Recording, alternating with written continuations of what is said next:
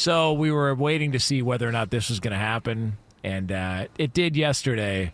Jeez. Antonio Pierce, done deal, gets a year and change with the Raiders. Yeah. Not really much of a quarterback solution. They traded away Devontae Adams. They moved on from Josh Jacobs. Yep. I don't know what they were really expecting this year. Right. I just kind of feels like he got the shaft a little bit, to be honest with you.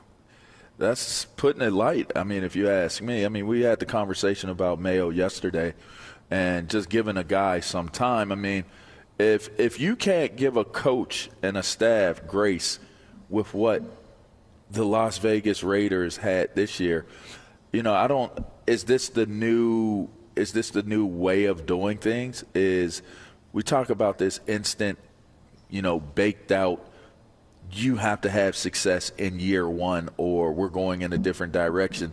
If that's the new model, then that's the new model, but it just doesn't seem like it will be feasible for any coach to get into a situation and have success.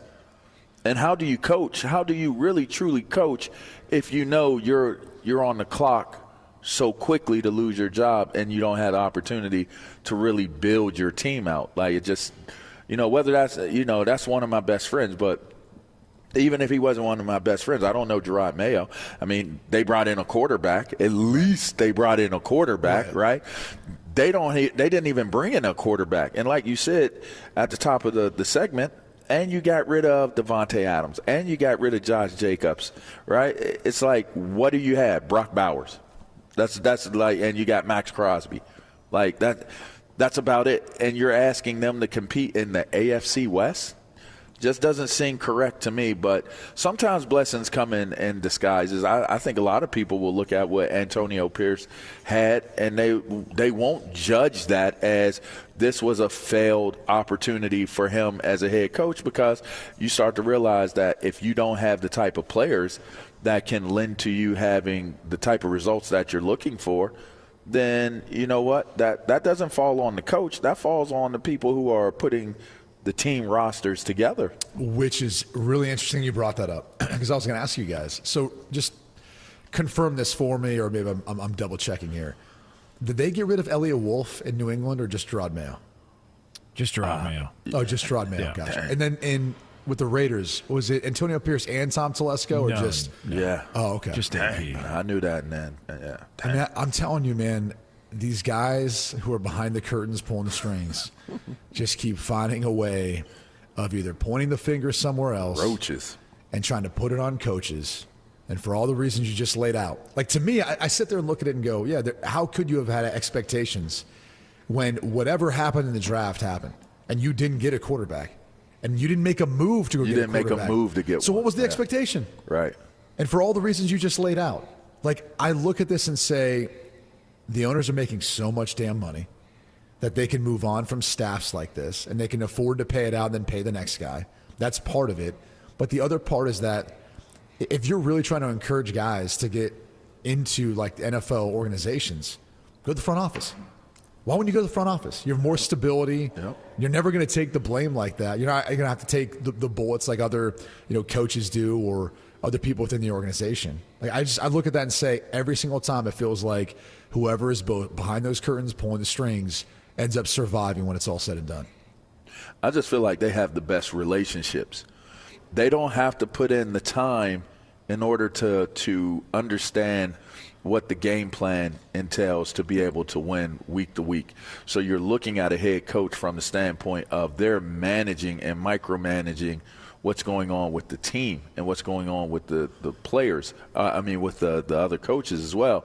Whereas that GM is constantly he's the middleman, if you ask me. He is constantly having conversations with that owner, with the ownership group, constantly having those conversations, building those relationships. And it's more of a with the coach, it's more of a managing of the relationship.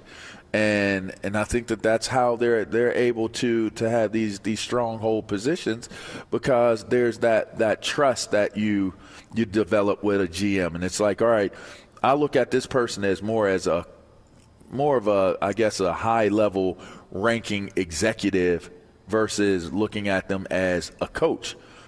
I think they feel like coaches are a little bit more expendable in terms of the hiring and firing of them versus having somebody who's actually in the offices with you that is having the same type of conversations that you're having, and how that applies to the business side but also to the performance side of it. I think it just gives them more of an opportunity to have grace with these owners, and that would go to the point of what you're saying, like work to get into the front office. Don't work to be on the field. Right. Work to get into the front office. Do you guys also think it's a matter of, like, did those guys come in together? I mean, the only thing I'd say that I guess works against that is I believe Gerard Mayo and Elliot Wolf came in together, or maybe Wolf was there a year before Mayo got there. Well, Mayo was on the staff, so either way, I guess New England might buck that trend. But for the most part, I want to say most organizations, when they bring in a head coach, general manager together, if they're going to make a change,